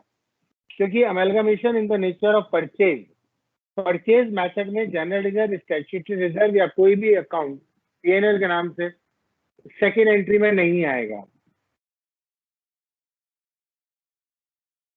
और सेकेंड एंट्री में जो डिफरेंस है कैपिटल लॉस ऑन मर्जर, वो भी हम लोग गुडविल लिखेंगे। मतलब यहाँ पे ये कुछ नहीं जाएगा। तो इससे हमें पता लग जाता है कि बच्चे को ये क्वेश्चन, मतलब स्टूडेंट जो आंसर कर रहा है उसको ये क्वेश्चन समझ में आया है कि नहीं आया, कि मर्जर है कि परचेज है। सेकेंड एंट्री से ही हमें पता लगता है। तो आपने कहा पहली entry tangible asset account debit, current asset account debit, एक लाइन छोड़ दी, to general reserve 9,80,000, to statutory reserve 1,25,000, to surplus 3,55,000, या एज इट वाज लिखा आपने। to 12% debenture holder of S Limited 2,50,000, to trade payable 9,90,000, to business merger account 46 lakh, और दोनों side का difference आया वहां पे, तो 6 लाख रुपए हमने लिख दिया। अब हमारे पास क्योंकि जनरल रिजर्व अवेलेबल है, हमारे पास सेकेंड एंट्री में जनरल रिजर्व है, और अगर सेकेंड एंट्री में नहीं हो और परचेजिंग कंपनी की बैलेंस शीट हमको दे रखी है, और परचेजिंग कंपनी की बैलेंस शीट हमें दे रखी है, उस बैलेंस शीट में जनरल रिजर्व या पीएनएल अकाउंट के नाम से कोई बैलेंस है, तो आप उससे कैपिटल लॉस ऑन मर्जर को राइट ऑफ कर देंगे। तो मैंने लिखा for adjustment of capital loss on merger. मैं दोबारा से रिपीट करूं क्या?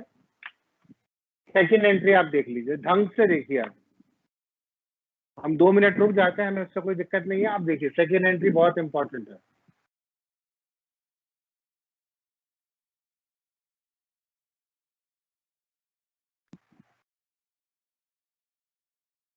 आपने जनरल रिजर्व,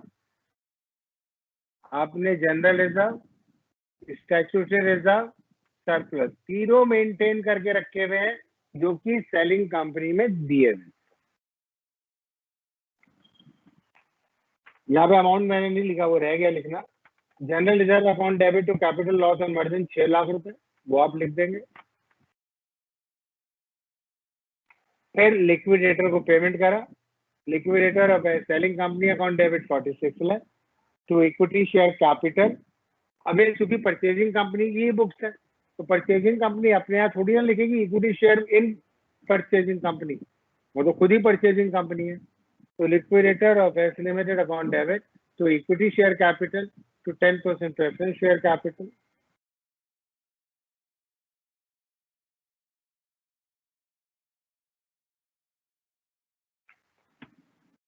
फिर for discharge of debenture holder of S limited, debenture holder of S limited account debit to 12.5% debenture. ये हमारा एग्जाम है। अब क्वेश्चन में एक और चीज लिखी,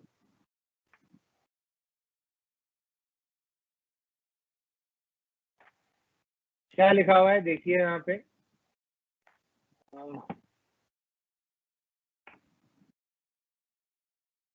You are informed that statutory reserves of selling company are to be maintained for 2 more years। यहाँ पे ये देखिए सेलिंग कंपनी के 1,25,000, सेलिंग कंपनी के 1,25,000 के स्टैट्यूटरी रिजर्व दे रखे हैं।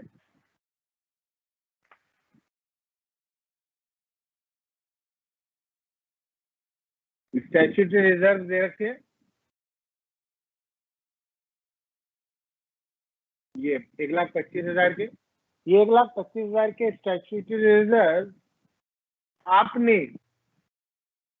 सेकेंड एंट्री में ऑलरेडी रिकॉर्ड कर दिए हैं। तो इसकी दोबारा से रिपीट कर रहा हूं, क्वेश्चन में लिखा हुआ था सेलिंग कंपनी के स्टैट्यूटरी रिजर्व अगले 2 साल के लिए आपको मेंटेन करने, और सेकेंड एंट्री में आपने ये अलग से मेंटेन करने की जरूरत नहीं है, क्योंकि क्वेश्चन की रिक्वायरमेंट ये होती है मर्जर की कि statutory reserves are automatically recorded in the second entry. वो हमने ऑलरेडी रिकॉर्ड कर दिए 1,25,000 से, तो आप इसकी अलग से एंट्री नहीं करेंगे। अगर आपको याद हो, मैंने परचेज वाले मेथड में इसकी एक अलग से एंट्री होती है, amalgamation adjustment account debit to statutory reserve account, amalgamation adjustment account debit to statutory reserve account, जो इस केस में करने की जरूरत नहीं है क्योंकि ये ऑलरेडी मेंटेन्ड है। तो हमारा क्वेश्चन खत्म हो गया। मेरा ख्याल है समझ में आ गया आपको, आई होप। तो ये परचेजिंग कंपनी की बुक आपको क्लियर हो गई।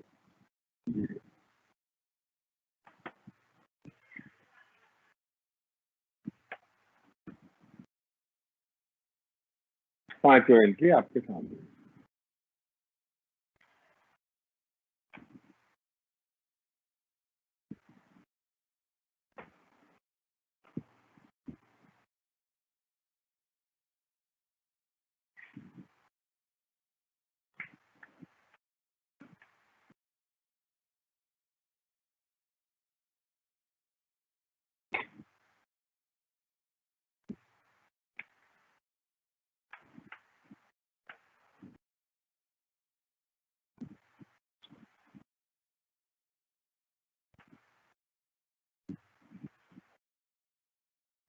गायब हो जाए, हो जाए। अब अगला, ये हमने कर लिया था क्वेश्चन सौम्या लिमिटेड वाला, ये हो गया।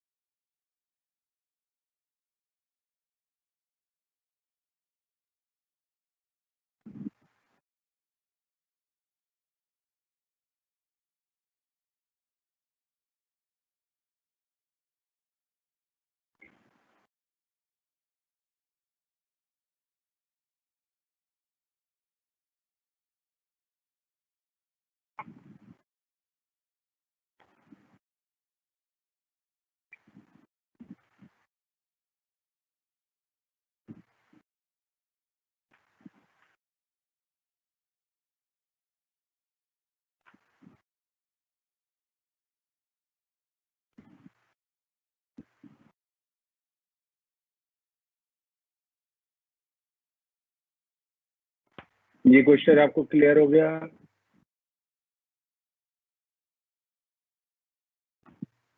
ये सारा आपको समझ में आ गया? अब देखिए आप, एक मिनट, अब मैं आपको दिखाता हूँ ये वाला जो क्वेश्चन मैं आपको दिखा रहा था, ये जो हमने शायद ये हमने कर लिया था क्वेश्चन उस दिन, लास्ट क्लास में किया था। अब इस क्वेश्चन को करने से आपको समझ में आएगा कि दोनों में डिफरेंस क्या है। अगर आपको याद हो ये क्वेश्चन, ये क्वेश्चन था, ये पिछला पेज है इसका, ये रहा, ये बैलेंस शीट थी। A limited is absorbed by B limited on that date. उसके बाद ये था,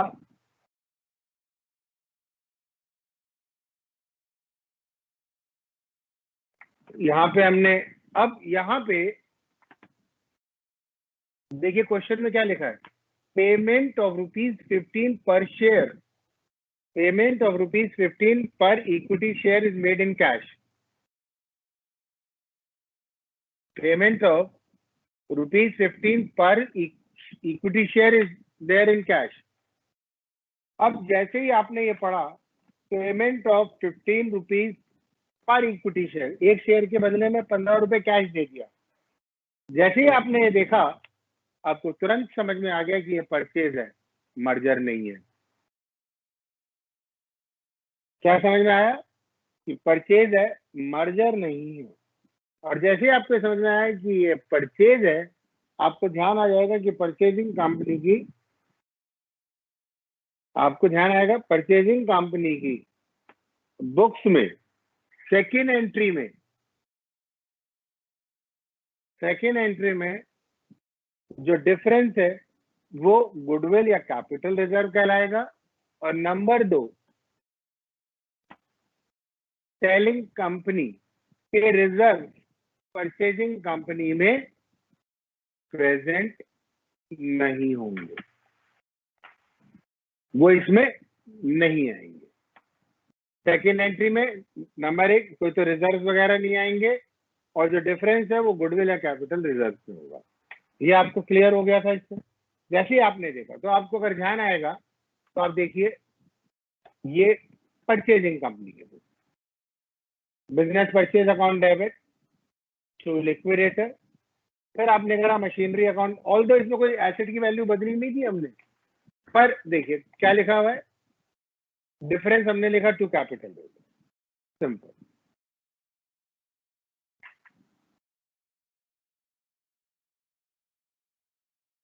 तो ये आपको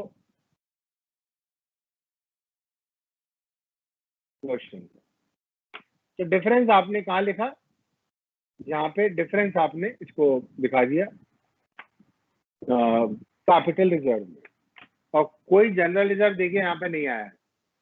to debenture, to creditor, to provision for doubtful debt, to staff provident fund, workman compensation, actual liability, business and difference to capital reserve, balance sheet, ये हमको इसमें करना होगा। अब यही डिफरेंस मैं आपको और समझाता हूँ, ये देखिए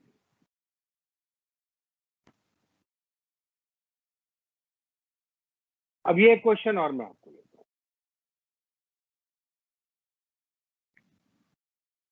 ये क्वेश्चन है, अब आप इसको करेंगे नहीं, आप खाली समझने की कोशिश करिए, क्योंकि क्वेश्चन करना इतना इंपॉर्टेंट नहीं होता जितना उसको समझना होता है। आप 10 क्वेश्चन कर लो, समझ में नहीं आया सारा बेकार है, तो वो आप करेंगे। यहाँ पे लिखा हुआ है Thiel limited, the balance sheet of Thill Limited is there. Thill Limited was taken over by Thick Limited. Assets and liabilities of the former at book value. The consideration for business was fixed at 4 lakh. The consideration for the business was fixed at 4 lakh. दे दिया आपको, purchase consideration निकालने की जरूरत नहीं है, हमने purchase consideration का पहला मेथड किया था लंप सम, ये लंप सम का क्वेश्चन है।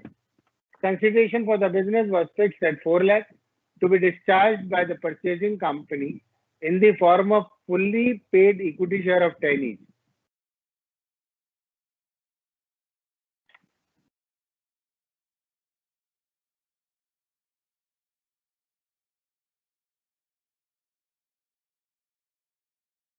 Each shareholder getting 2 shares for every share held in the selling company. दोनों कंपनी की बैलेंस शीट हमें दे दी, देखिए दोनों कंपनी की, ये एक कंपनी की balance sheet, thick limited purchasing company, Thiel limited, ये बैलेंस शीट दे रखी है, ऑथोराइज है, उसको कुछ नहीं करेंगे। शेयर कैपिटल 2 लाख रुपए, परचेज कंसिडरेशन दिया है इसलिए निकालना नहीं है। अब आपने ये पढ़ा, आपको कैसे पता कि अब क्वेश्चन किस चीज का है? तो 4 लाख की पेमेंट किस फॉर्म में करी जा रही है? 4 लाख की पेमेंट शेयर्स की फॉर्म में करी जा रही है, पहली बात। दूसरी,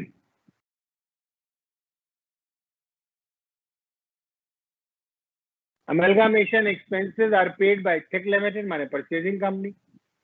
You are required to prepare realization account and necessary entries in the books of purchasing company. अब देखिए बुक्स की, अब इसमें क्या है, नंबर 1 कैश में पेमेंट नहीं है, नंबर 2 एसेट और लायबिलिटीज की वैल्यू चेंज नहीं करी है, नंबर 3 पेमेंट खाली इक्विटी शेयर की फॉर्म में करी है। मैं रिपीट कर रहा हूं, आपने क्वेश्चन में देखा कैश की पेमेंट नहीं है, नहीं लिखा हुआ कैश पेमेंट करा, नंबर 2 एसेट और लायबिलिटीज की वैल्यू कहीं पे नहीं बदली हुई है, कहीं लिखा ही नहीं कि एसेट और लायबिलिटीज की वैल्यू। और वैसे क्वेश्चन में पहली लाइन में क्या लिखा है, वो इसमें से थोड़ा सा रह गया है लिखना, आना लिखा है asset purchasing company is taking over asset and liabilities of the former at book value, all asset and liabilities are taken at book value. कोई चेंज इन वैल्यू है ही नहीं। जब कोई चेंज इन वैल्यू नहीं होगा, जब कोई चेंज इन वैल्यू नहीं होगा, कैश में पेमेंट नहीं है और इक्विटी शेयर होल्डर के जब कैश में पेमेंट नहीं है, सारा इक्विटी शेयर में कर रहा है, तो इसका मतलब ये कौन सा हो गया,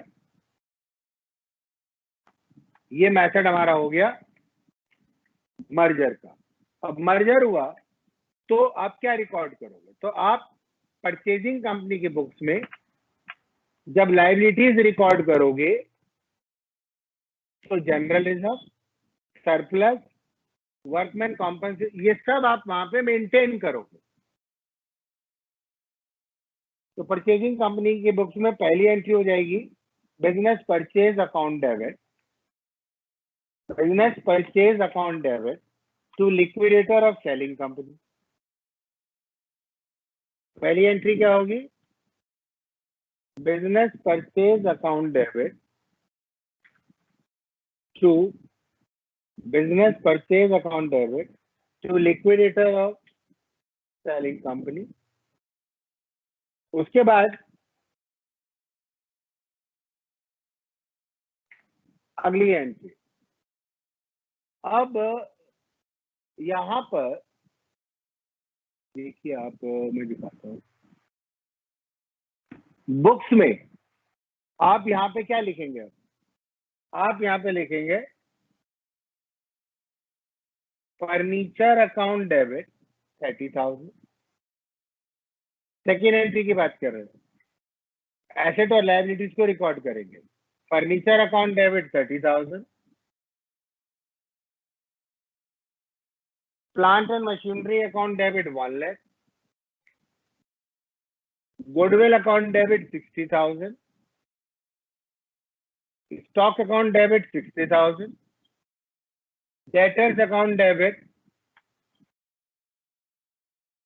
46,000, cash account debit 356, bank account debit 8,300,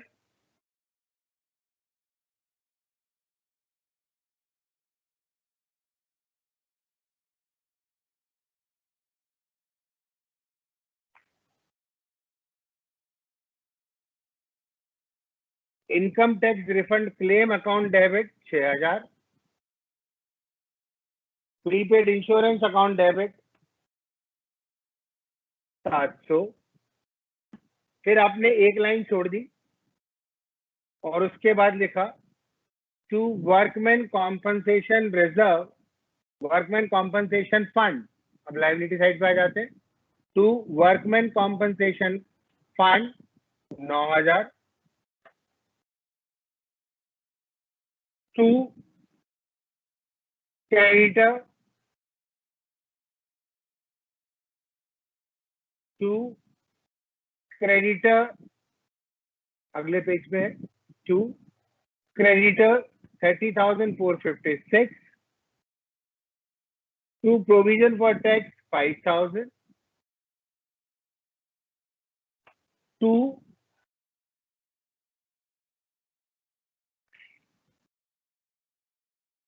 business merger account 4 lakh. अब जनरल रिजर्व ध्यान रखिएगा, अब यहाँ पे general reserve is the balancing figure. आप जनरल रिजर्व लिख भी दोगे तो जनरल रिजर्व क्या होता है, यहाँ पे बैलेंसिंग फिगर होता है। और अगर आप देखें तो यहाँ पर credit side already debit side से ज्यादा है, so there is a loss. So loss will be transferred to capital loss on merger account. Where will it be transferred to? Capital loss on merger account. ये देखिए मैं आपको अब एक minute ये आपके एंट्री था। पहली entry business merger account debit to liquidator of टेल लिमिटेड, और ये दूसरी एंट्री आप देखिए एज इट इज मेंटेन्ड है, goodwill account debit, plant and machinery account debit, furniture account debit, stock in trade, debtor account debit, prepaid insurance, income tax, cash bank account debit, capital loss देखिए मैं total कर रखा है यहाँ पे। Debit side का total है 3,11,356, credit side का टोटल है 448, 456। क्रेडिट साइड पे देखिए मैंने क्या लिखा, to workman compensation fund account, to creditor account, to staff provident fund account, to provision for taxation account, to business merger account, और difference is transfer to capital loss on merger account. ये हमारी दूसरी entry है। Important तीसरा liquidator का तो same है, payment करने का, liquidator of Sell limited to equity share capital. Fourth, payment of amalgamation expenses, general reserve account debit to bank account. और कैपिटल लॉस ऑन मर्जर को हमने राइट ऑफ कर दिया क्योंकि जनरल रिजर्व परचेजिंग कंपनी के books में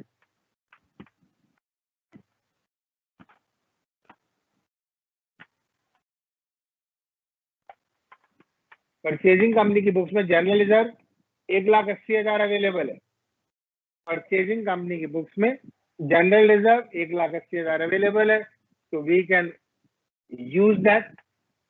आपने 1,000 का जनरल रिजर्व ऑलरेडी कर दिया, तो 1,79,000 बचा, और 1,79,000 से अब हम आराम से इस लॉस को राइट ऑफ कर सकते हैं। तो ये हमने लॉस को राइट ऑफ किया, general reserve to capital loss on merger. तो मैं एक काम करता हूँ, इसको मिनिमाइज ये दें, और ये बुक्स ऑफ परचेजिंग कंपनी है। आप स्क्रीनशॉट लेना चाहें तो आप ले सकते हैं इसका।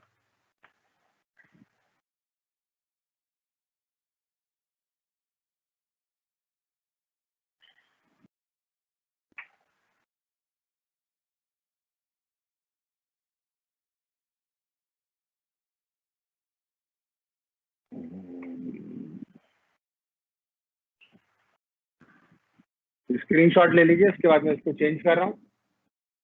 इसको मैं स्क्रीन को कम कर रहा हूँ यहाँ से। एक मिनट, थोड़ा गड़बड़ कर रही है, एक मिनट।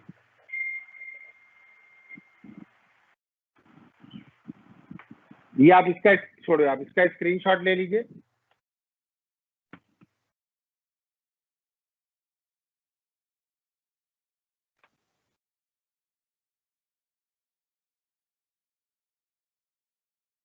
और ये इससे पहले के पेज का स्क्रीनशॉट, रियलाइजेशन अकाउंट,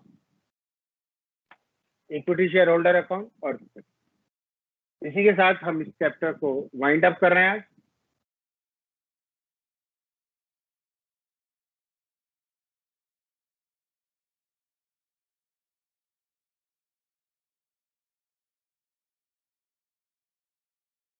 आपको नोट डाउन करना है, आप नोट डाउन कर लीजिए। स्क्रीनशॉट लेना है, आप स्क्रीनशॉट लीजिए।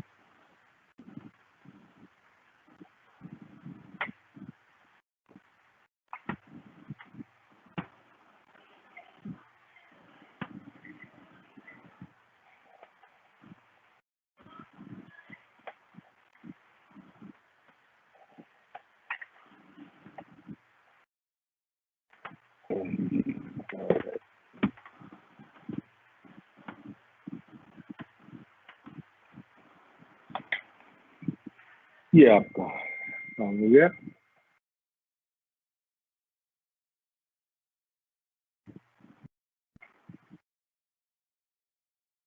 तो दिस जॉब इज ओवर। आज का काम, आपको कोई इंक्वायरी हो, कुछ हो तो आप लिख दीजिएगा, उसमें करके लिख दीजिएगा। मैं आपको अगली क्लास में इंक्वायरी, कोई भी आपकी जो क्वेरी होगी वो मैं करा दूंगा आपको। और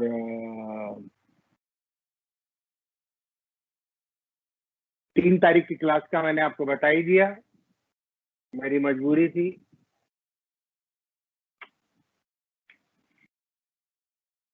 ये थोड़ा प्रॉब्लम था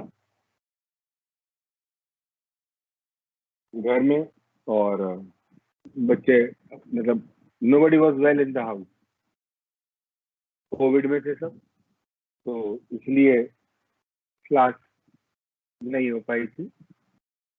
ये रहा मेरा। आप लोगों ने सोचा कि पता नहीं सर मस्ती मार रहे हैं या भूल गए या क्लास छोड़ के चले गए, ऐसा नहीं था। प्रॉब्लम था, आजकल का माहौल ऐसा है कि कुछ पता नहीं लग रहा कौन कब है और कौन कब नहीं है। फिर मैंने आपको बताया कि मेरे घर का माहौल भी ठीक नहीं है, क्योंकि my only brother in law is no more. He was a young chap, around 50. He died 2 days back. तो वैसे ही थोड़ा माहौल खराब है हमारे घर का।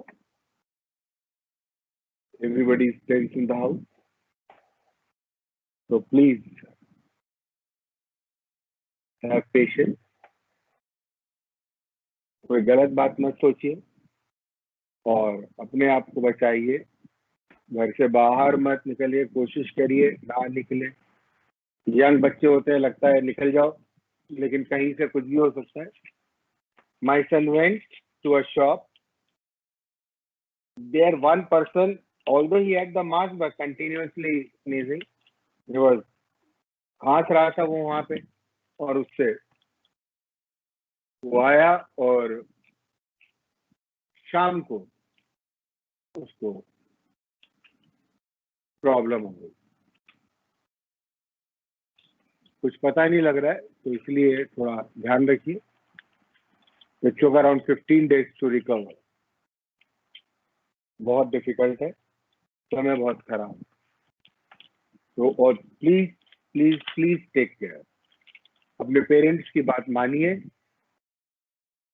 सिंपल रिक्वेस्ट, अपने पेरेंट्स की बात मानिए। They are for you only.